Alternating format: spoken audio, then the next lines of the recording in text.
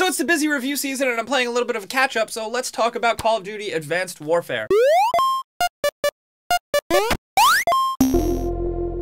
The Call of Duty games, way back when, they started off as one thing, and now they have turned into a whole nother thing. And regardless of the change, I've been playing every single Call of Duty, and sure, you know what, we can make fun of the crowd that plays Call of Duty multiplayer, but the fact remains I have a level of respect for these games, and I do enjoy them, so I was behooved to pick up the new Call of Duty Advanced Warfare, which a lot of people were hailing, and myself included, as like the next big change to the Call of Duty series. You know, the change that Call of Duty needed to really make it different, really make it feel fresh, because it's been the same shit for the last couple of years, especially with last year's pretty awful Ghosts. And now that it's here, the big next-gen PS4 and Xbox One Call of Duty, it's kind of, whatever, like, you know. It's certainly not bad, but like Ghosts, I just feel kind of about it. Thankfully, I do think it's better than Ghosts. It does feel like just a nicer, less rushed package.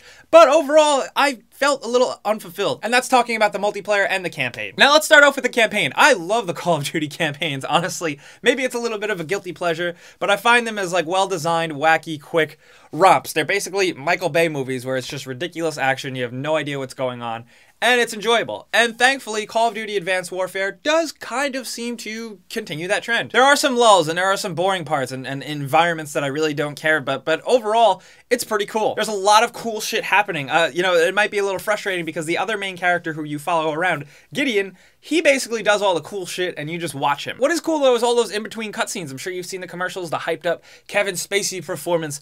It's really cool. Sure, they got his eyes wrong and he looks like a dead, soulless, motion captured nothing, but his performance is still kind of cool and it's cool to see him in it. But I just kept finding myself playing to see what crazy thing Kevin Spacey would do or say next because it was really cool. And thankfully, Troy Baker plays the main character and is criminally underutilized. The coolest thing about him is that not only Kevin Spacey is playing using his likeness, but Troy Baker is as well. He's not Pagan Man, he's not the Joker, he's not Joel from The Last of Us, he's actually Troy Baker, Army Man. And I found that really enjoyable, and I wish that we got more out of that, especially considering he has a lot to say during cutscenes, but has nothing to say while you're playing, at all. Which is a little weird and a little jarring. I feel like there's mixed messages of where they wanted to go with the campaign and what they wanted to make the player feel. But despite that, there are a lot of really cool action set pieces, especially like jumping between cars on a moving highway, and an ending that was pretty cool, if very, very classic and cheesy. And it's definitely worth the 6 quick hours of time you'll spend beating it. Also, I was surprised. It looks really good. There are a couple of, it just seems like levels that they forgot to make look pretty, but graphically, a lot of the game looks really great, especially some nighttime scenes in the woods. Absolutely incredible. I thought I was in a real woods. And the exoskeleton suits are really cool because they do give you an added sense of power and do add cool little things that you do throughout the game, and you constantly see it on you,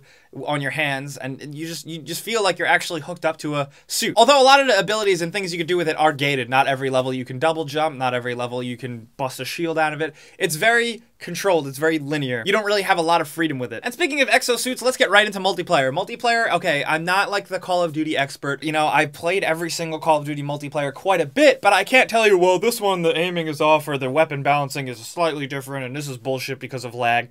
I can only tell you how much I have fun, and how much I like it. And Call of Duty Advanced Warfare multiplayer, I do like. It has a really good sense to it. It does feel a little bit more chunkier and weightier than last multiplayer sections of other Call of Duty games. What is really cool is your operator or soldier customization. It's pretty deep. You can customize your face, your gear, you get more gear, different clothes, different colors, different guns, different exoskeletons. And I really enjoyed it. I'm into that shit, especially in a Call of Duty game. It just seems like a perfect fit. We've seen it before, but not as fleshed out as this, and it's awesome. However, with Advanced Warfare's multiplayer, I will say that if you were looking for the big change to Call of Duty, this is not it. It's pretty much exactly the same. You know, a lot of the exo abilities I find kind of useless. The boost dodge, the boost evasive maneuvers are completely useless. I never use them. I've been playing the multiplayer for quite a few hours, and I never see anybody else really use them, and I never use them. Granted, the boost jump is great because it adds a little bit more verticality. It's easier to get up on higher perches and shoot people. That's really cool, but the rest of the abilities, not so much. I myself didn't use them, and I didn't see many other people playing using them either. There's a little bit more focus on actually running around and killing each other and less on kill streaks, and I enjoyed that, but at the end of the day, it is very much the same type of thing where you get shot in the back every 5 seconds, and, you know, seriously, those evasive boost dodges are completely useless in a game where you die from basically one shot. But that's besides the point. If you do love Call of Duty, I think you'll enjoy this. It is a lot of fun, and the level design is really great. I love the maps. The maps are fantastic. I enjoyed pretty much most of them, I gotta say. But like I said, I'm not a Call of Duty expert. I just can go on, I had fun. So there's that. So that's how I feel about Call of Duty Advanced Warfare. I tried to keep this a quickie because at the end of the day, it is Call of Duty. And a lot of you guys asked to hear my thoughts on this, but I'm not sure how many of you actually do care. You know, some people just seem to not care anymore about the games that come out every year, but I figured might as well talk about them. So take that with what you will. You know, maybe it's not the first game you're gonna run out and get this holiday season. Maybe wait for a price drop, but then by that time you get on and everybody's way better in multiplayer than you. But guys, thank you very much for watching, and if you're into this review, there's now a Patreon set up to support my game reviews. You could do that. I can hook you up with little perks. That's there if you want it. Definitely check it out. And guys, I always stream every week on twitch.tv/Jake Baldino. I make it a weekly stream. I always do it usually Tuesdays or Wednesdays, so definitely check for that. And as always, guys, I'm Jake Baldino. You can like me on Facebook, you can yell at me on Twitter, and you can subscribe because video games.